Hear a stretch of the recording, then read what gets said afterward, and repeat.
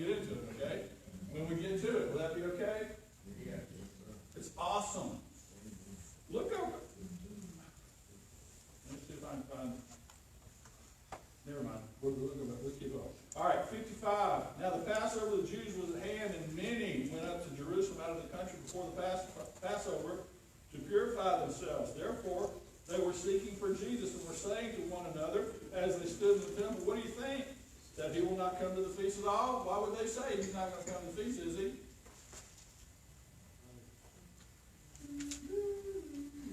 Why did he leave? Why did he leave the area? They're after him. Jesus is a coward. He didn't want to get killed. The time was not right. Very critical, very important. What does that tell you as a believer? That God has a plan that will be fulfilled. Wow, what a concept. God has a plan that will be fulfilled when? In His time. In His time. That's exactly right. All of this was a part. If somebody tells you that Jesus was murdered, what do you tell them? No, he was sacrificed. He gave his life. It was intentional. There was a plan from when? Foundation of the world, okay? It was always the plan, and God knew exactly what was going to happen. Jesus, how many times do you read through there? They attempted to seize him and what? He evaded their grasp. I love that. That's so nebulous. How did that happen? I'm not going to make it to the door if all of you were intent on seizing me. But if it was Jesus, you couldn't touch him. What happened? Did he paralyze her? I don't know. Did they all go blind? Did they all work in slow motion? I don't know. Did he float above? I don't know. All of the above? I don't know that either. If he makes a mule talking. If he can make a mule talk, if he could save me, he can do anything, right? Yes, But ma'am. it looks like the Pharisees would have thought, well, if he can raise other people from the dead, if we kill him, he's going to raise himself back up. They're not thinking real smart, are they? Yeah, that's right. What did we do? If he could raise somebody else, sure. That's not a real good thought process, and you're exactly right. Thought doesn't have anything to do with it. It's spirit. It's spirit. Logic has nothing to do with this. It's all spirit. Well, verse 50 is what gets me. Okay, what does it say? Because they've got a lot of, what's the word? Hubris? No, what's the word? You They think? don't have foolish bravery to think that one man should die for the people. So they're thinking sacrificially when they're talking about That's him exactly already, right. but they just don't, that's not Jesus' plan. They don't quite get it, No, do they they? don't quite get it. That high priest there, Caiaphas, is saying something profoundly prophetic. He doesn't understand it. It's almost funny. It's hysterical because he doesn't have a clue. He's being used to speak prophecy. And it's a beautiful thing to see, and we're told that in the text, right? My favorite, though, is the last part of verse 45 when he turns to the guys and says, you know nothing at all. I love that when the leader tells you that. You know nothing at all. All right, let's go finish this. Verse 57, John 11, now the chief priests and the Pharisees had given orders that if anyone knew where he was, he should report it, that they might seize him. How's that going to work out? It worked out so far, the whole seizing Jesus thing. He's left, but he's coming back. Why? To give his life when? In his time. In God's perfect time. And that's a beautiful thing to watch. We're going to get into that in a big way. Shall we start with our lesson today, okay? This is John chapter 12, verse 1. Jesus, therefore, 6 days before the Passover, how many days? 6 days. We've got 6 days left in the earthly ministry of Jesus. How much material do we have to cover yet in the Bible in this Harmony of the Gospels? It's only 6 days worth. We're going to be here several more years, okay, with this? Is that okay? Are we on a timetable?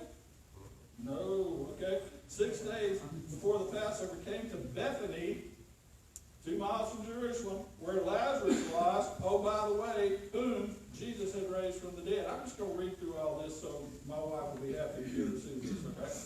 So they made him a supper there, and Martha was serving, but Lazarus was one of those reclining at the table with him.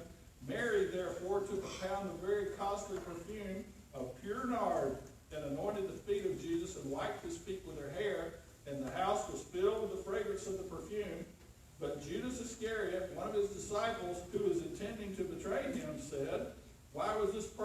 not sold for 300 denarii and given to poor people?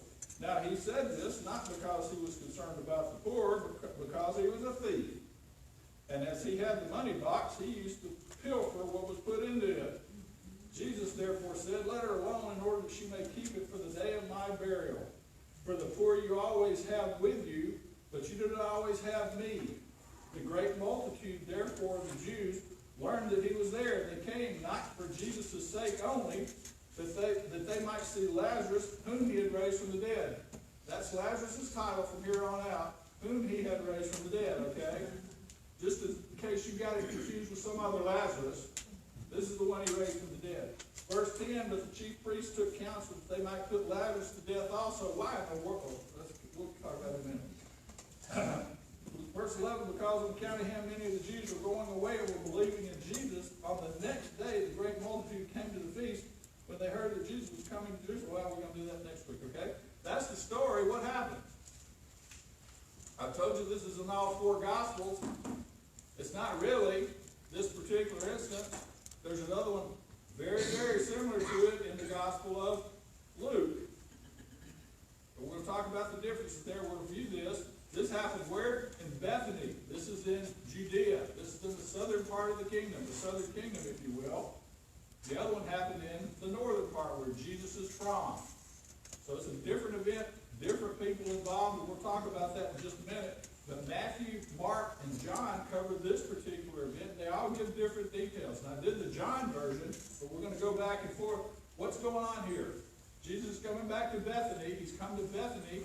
That's kind of a headquarters, if you will. When he's going to Jerusalem, he stayed, we know, at the home of Mary, Martha, and Lazarus. Whose house was it considered? Martha's. The Gospels tell us Martha's house. What does that tell you? Martha was the oldest, probably. That's the way that would work, okay? He's coming to this house. But this is not their house. Let me tell you how. Say, how do you know that, Ken? Thank you for asking. Because this is how the Matthew and the Mark versions read. And now when Jesus was in Bethany at the home of Simon the leper, okay, both Matthew and Mark tell us this is Simon the leper's house, which is there any kind of a problem with that? Anybody see a problem with being at Simon the leper's house? Simon, guess what? Had nobody would be. Simon wouldn't have a house were he a leper. He would not be in the community. He would be in a special place where people with leprosy went. Why? Because it was a discriminatory society. Ken, they really discriminated against people with no fingers and no eyes. No, it's contagious. You couldn't get it from them. And they put them away. And we all know exactly what they had to say when they came even near town. What did they cry? Unclean. And because the leprosy had attacked their vocal cords, they said, unclean. As loud as they could. Simon was not a leper. He was a former leper. How did he become a former leper, do you suppose? I suppose God incarnate had taken the leprosy from him. And now, Jesus and whoever else, Mary, Martha, and Lazarus, and the 12, they were okay with coming to his house for dinner. Now, I want you to look at this guest list. You got Simon, who had been cured of an incurable disease. You got Lazarus, who had been cured of what? Death, just death. He was formerly dead. Lazarus, who was formerly dead. And then you've got God in the flesh at the dinner table. Do you think there was some fascinating conversation going on? I think so. Had to be amazing. Did Simon have anything to tell them? You see these fingers? I lost those 2 fingers because of leprosy. When Jesus touched me, I got them back. Lazarus? Oh yeah, I was dead, but I'm not dead anymore. God in the flesh, well, we know what God in the flesh has to tell us, right? It's got a lot of, that had to be a wonderful dinner. It had to be a wonderful dinner, but it changes. Things change. want you to look at is the contrast between pure devotion, extreme love and affection, extreme dedication, and pure hypocrisy and evil. On the other hand, let's see what happened here. Okay, Mary, it is identified, Matthew and Mark say a woman. They don't identify Mary, they don't identify Lazarus or Martha either. Oh, by the way, what is Martha in verse 2 of John 12 doing? And Martha was? Serving. That's unusual for Martha, isn't it? That's all we've ever seen Martha do. In fact, earlier on, she was complaining that Mary wasn't doing what? Helping. Don't you care I'm doing this all on my own? And Mary was doing what? Wow. Are we going to be surprised at what happened next? We shouldn't be. Anything wrong with serving? No. Jesus praised service. They're all serving. She was diakonosing. She was deaconing. She was serving. That's where we get that word from. Absolutely nothing wrong with service, but if service serves as a substitute for relationship, how do you know how to serve? Where do you know how to serve? What's your spirit for serving? Why are you serving? Service without relationship, without instruction, without power becomes drudgery. And I think earlier it became drudgery. Martha gets a bad rap, doesn't she? Because how she treated sister. The service is praised by our Lord. He says, you need it, right? But put it in order. Get your priorities right. Mary's at the feet of Jesus where she usually is. And let's see what she does. Verse 3, John 12, Mary therefore took a pound of very costly perfume of pure nard and anointed the feet of Jesus. Pure nard from the spikenard plant. Anybody know where spikenard grows? It grows in the Himalayan regions of Tibet, China, and India. And you know they're right next door to Israel, right? Those countries. How in the world would somebody get some oil, murion is what it is in Greek. They make oil from this. It smells wonderful, so they say. And it's customarily used for perfuming the house. A little bit around the house. Smells good, ladies. We like that, don't we? Especially when there's a stanky old man around. Gotta have it. It's also used for funerals. There was no embalming in the Jewish culture. What happens to a body over a period of time that is no longer animate? As we're told by Martha very succinctly, Master, he stinketh. After 4 days, that's the natural process. They would put pounds and pounds and pounds of fragrant oils and herbs on top of bodies to help with that, to alleviate it. Nard was one of the ones that was used. Okay? So everybody would know that. But if you're coming from Tibet or India or China, that's a long way from Israel. But they put it on the Bombay to Tel Aviv flight, didn't they? Got there pretty quick. No, it came by camel caravan. It took months, maybe a year to get there. And they were very proud of it when they got there. And they would charge you a great deal of money for it. That's the premise of the story here, which tells us what? How does Mary, what does she do with, look, this is great, this is great. In Mark it says, she took the vial of this alabaster, which is a rock, and they carved little vials out of it, put a stopper in it or whatever. And Mark is the only one that says this is very costly perfume of pure nard, and she broke the vial. Mark's the only one that tells us that. Broke the vial. What does that mean? That's exactly right. Why? What was she trying to demonstrate? I don't want to keep any of this. This is costly stuff. This is an heirloom in this family. But she said, I don't want to keep any of this. I want all of this. She didn't want to drop on him and put the stopper back in. She broke the vial so all of it would be flooded onto the master. Total dedication and sacrifice that she had. Now, here's the other part of this deal. Some of the commentators I read missed this part of it. They said that she kept this in some place very valuable, or very secret, because it was very valuable, but she didn't keep it in this house, did she?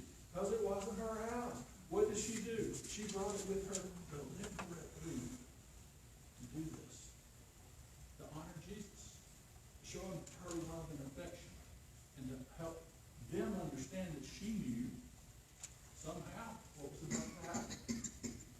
Everybody knew what this was about. This stuff was used for burial primarily, and she poured it on. She poured it. Do you think everybody jumped up and applauded? Probably so. You're probably right. Now let's see. John's version says, in verse 3, it continues, she anointed the feet of Jesus. The other versions say that she poured it on his head, and it went to his feet. Which one's right? All the above. Probably a lot of nard, a lot of oil. Went all the way down to his feet. What did she do? John says, wiped his feet with her hair. Truly offensive. A Jewish woman did not let her hair down in front of men other than her husband. Truly did Mary care. I'll show you how much I love this guy. I'm going to violate every social norm that there is. And you think what you will of me, but I love this man so much I'm going to wipe his feet with this oil. She doesn't care. Great. Now, here comes the contrast, but, in verse 4, but our buddy Judas Iscariot, one of his disciples, was he? Was he? He was one of the 12 people that followed Jesus around. Was he a disciple? I hope I'm not that kind of disciple. In appearance and word only, who was intending to betray him. That's how Judas is always known. Lazarus is the one that Jesus raised from the dead. Judas is always the one that intended to betray him, or the betrayer. What did he say? What a beautiful thing, Mary. So proud of you. That's awesome. We love him too, just like that. No, verse 5, he said, why was this perfume not sold for 300 denarii, a year's wages, and given to poor people? What do we call that in our culture? We call that virtue signaling. Look how awesome a person I am. Don't you love it when somebody says, I was walking my, what do they call them? When you get a dog from the pound. Rescue. I was walking my rescue dog the other day. Why does somebody throw in rescue dog? Make them look good. That's what you call virtue signaling, okay? Yeah, I'm so cool. I rescued this dog. Anything wrong with rescuing a dog from the pound? No, you just do it. You don't tell everybody that that's what you did. But that's being done to say, look how great a person I am. That's exactly what Jesus is doing. Well, let's see what John, does John know this guy, you think?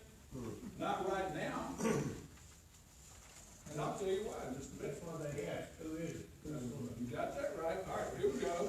Judas says, why was this perfume not sold for 300 denarii and given to poor people? Now he said this, verse 6, not because he was concerned about the poor, but because he was a thief. And as he had the money box, anybody see a problem with that? Yeah. If I knew he was a thief, why did I give him the money box? Because I didn't know he was a thief.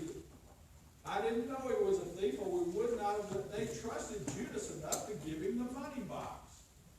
It's just like we're going to see in a little while at the Last Supper. Jesus says, one of you is going to betray me, and they all pointed to Judas, right? No, they all said, me. They didn't suspect Judas at all until later. Okay? But Jesus knew Judas was a thief. Did he? Why wouldn't he know? Why wouldn't he know? Did it what now? Did he know that Judas was a thief? Surely he did. He knew He knows Judas wasn't a thief, didn't he? We're going to get to that. He knew he was a...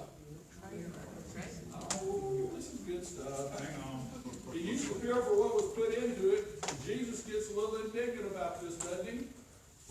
What does he say? Jesus therefore said, let her, oh, by the way, the other two gospel writers say that as well. Why was this wasted? and given to the poor. The other gospel examples say the other disciples chimed in as well. Yeah. Why didn't you give it to the poor? We want to be virtuous too, or at least appear to be virtuous. Let's signal that to everybody too, since we're here. Let's gang up on Mary. But you know who's on Mary's side? Jesus. Let's signal Jesus come to her defense. Verse 7, Jesus said, therefore, let her alone in order that she may keep it for the day of my burial. Wait a minute. She's just poured it all over you. How is she keeping? What is she keeping for the day of my burial? The memory? The emotion? The other gospel I read, I'll tell you what they say, okay? Verse 12 of Matthew 26 says, for when she poured this perfume upon my body, she did it to prepare me for burial. Mark 14:8 says, she has done what she could. She has anointed my body beforehand for the burial. John says, let her alone in order that she may keep it for the day of my burial. Either she's broken it and it's all gone and there's no way to get it back, or John's mistaken, or Jesus is mistaken. What does he say she can keep? She can keep the symbolism. She can keep the memory. She can keep the act. She can keep the love. She can keep the expression of what she's done. The nard's gone. It's on the floor. It's dripping on the floor, and the house is smelling great. Jesus is smelling great. And he's given a lesson here. Judas, Mary. These are the first words of Judas recorded. Why was this wasted? We could have sold it for 300 denarii and given it to the poor. That's his first words. You know what his last words are? I have betrayed innocent blood. Mary, Judas. Very intimate scene. This is not a huge crowd of people. This is a very intimate picture of extreme devotion, love, and compassion and sacrifice against hypocrisy, treachery, selfishness. One of the commentators I read pointed out that this is going to be the last opportunity that Judas saw this as an opportunity to pilfer 20-25% of whatever that perfume was worth. I could have had that in my pocket after we sold it. Exactly what Judas, that was where his heart was. Mary's heart was filled with total devotion and sacrifice. Got a perfect example right there. Right there. And it's a beautiful picture. That's why, Ken, we have to come to the feet of Jesus and bow down. Indeed. That's exactly what you did. You know We what? always see Mary at his feet. Every time I see this in my head, I always imagine that everyone was totally silent. It That was. it was like a pin dropping in that place, and they were watching the act, because to me, it was bare, it was raw, it was intimate.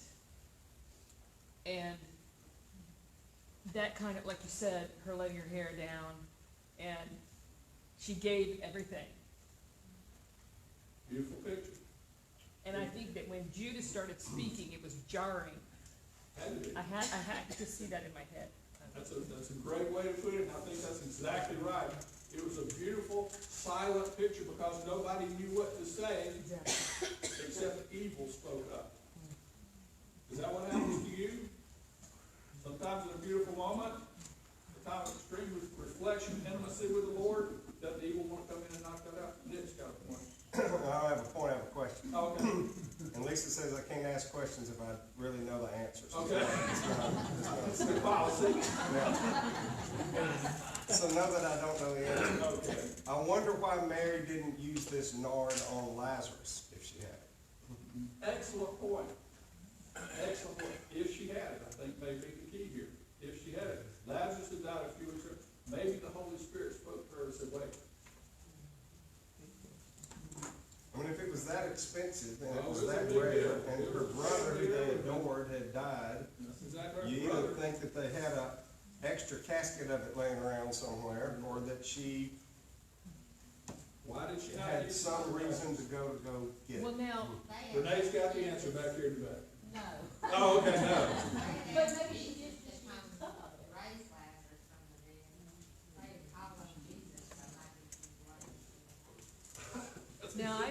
heard They that didn't it know was, Lazarus was gonna stay dead, maybe, I I'd don't always know. heard that it was normal for you to kind of go ahead and have things in advance for your own burial.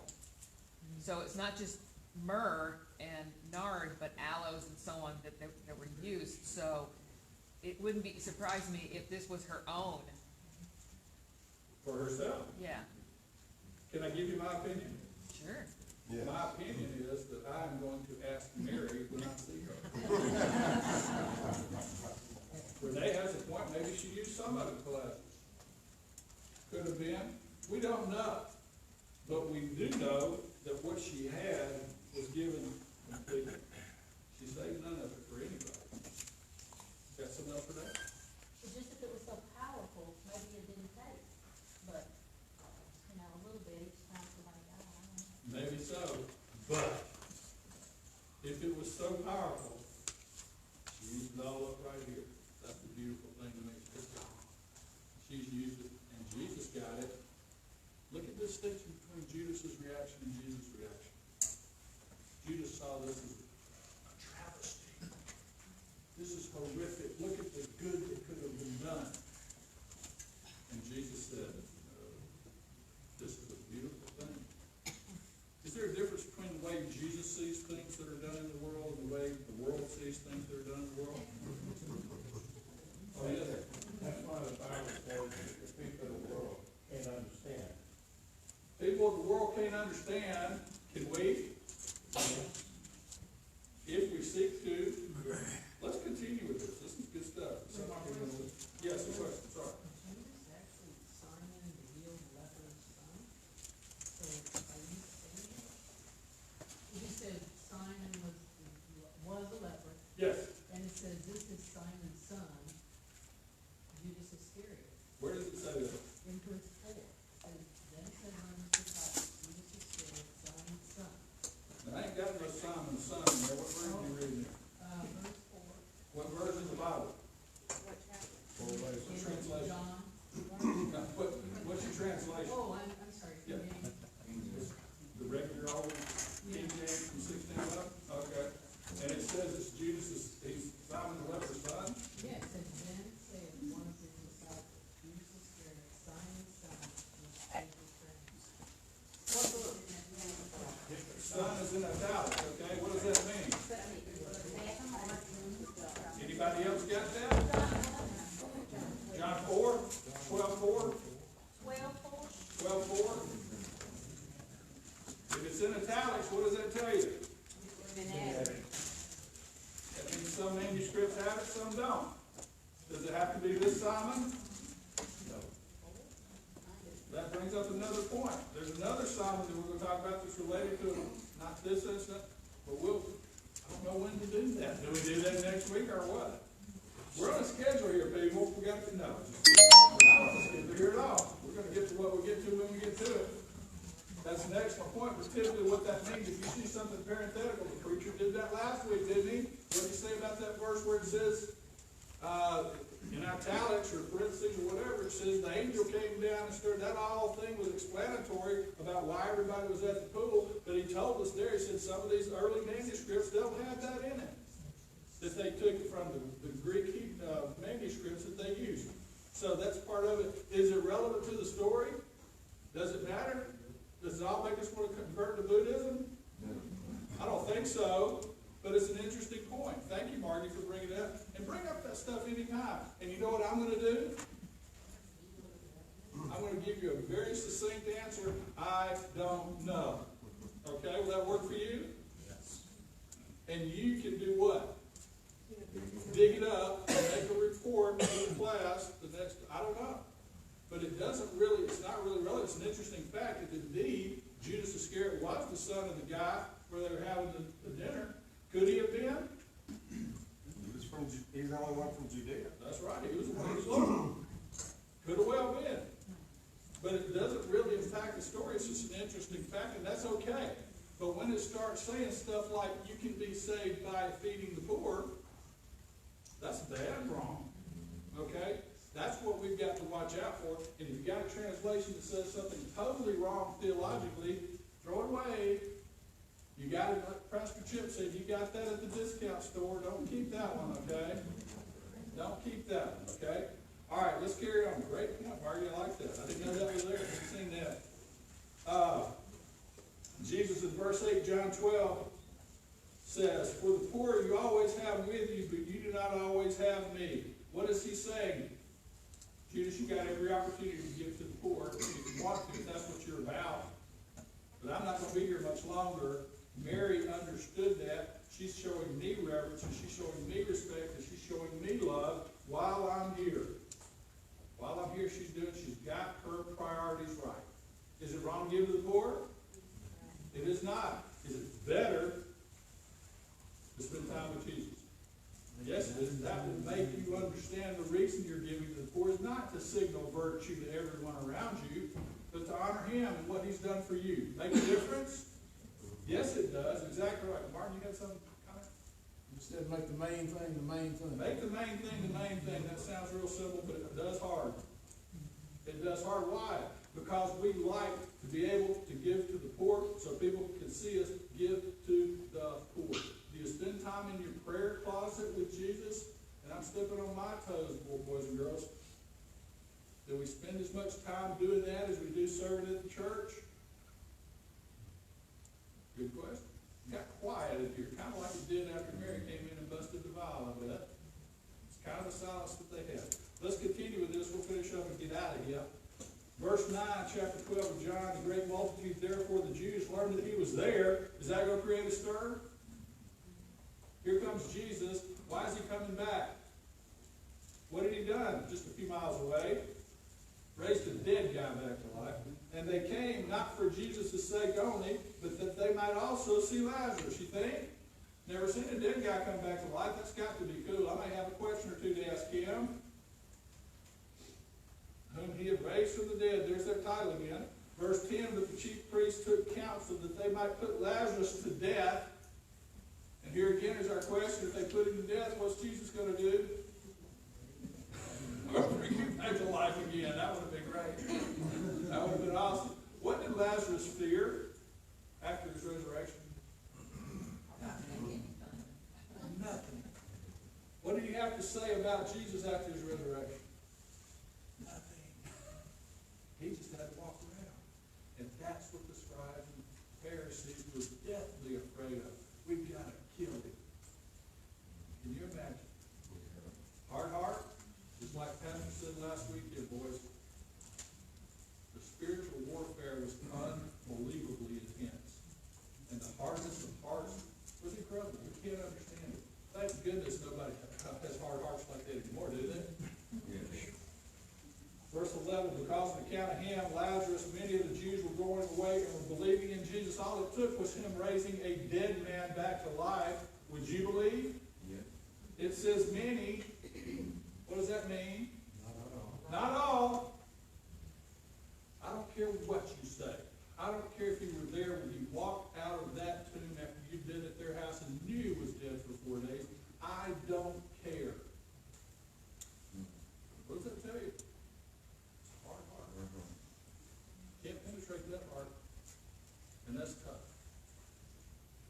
Anybody got a comment or question? Thank you for your participation, Steve. We know that the Bible tells us in the last days that, the world will be calling good evil and evil good. And we see it all in around us today, especially in our government and, with our Congress, the government, what all is going on. So it also instructs us to pray for our leaders and our president and our government. So I'm just saying we should be praying indefinitely for this, but this is serious, folks. This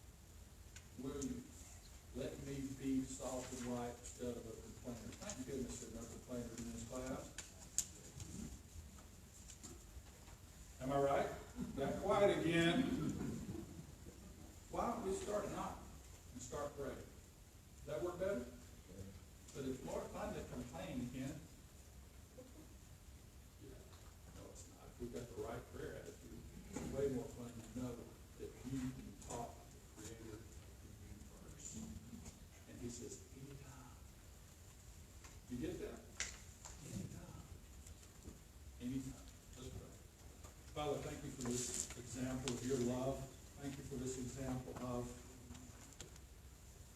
the degree of devotion and the degree of opposition that's presented in this small, little intimate dinner. We thank you for Mary's heart and what she shows us, Lord, about pure, unselfish affection and devotion. And Lord, her total indifference to what the world thought about her, for she was only concerned about what you thought about her.